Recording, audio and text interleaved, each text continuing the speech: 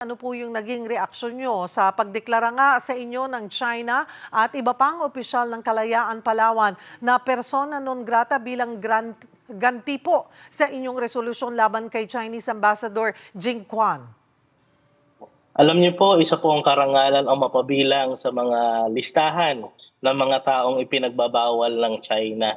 Sa Macau at sa Hong Kong, ito po ay pagpapatunay na kinikilala po ng Chinese government ang atin pong munisipyo ng Kalayaan.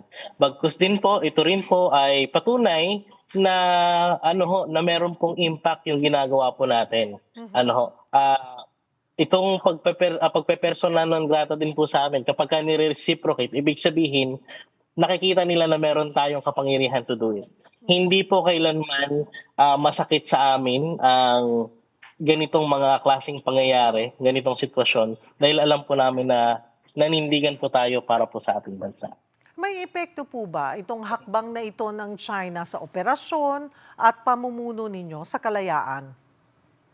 Wala po, eh. Sa totoo lang po, wala rin naman po kaming balak na mag-angkat ng kahit ano pong produkto galing sa kanila o kami po, bilang mga opisyales ay pumunta po sa China, sa Macau o sa Hong Kong. Wala po kaming panukala, sabi nga po namin mas mainam pa na pagyamanin na lang po namin ang amin pong bayan sapagkat ito po ay kinakailangang ipakilala natin hindi lang sa buong bansa kundi sa buong mundo.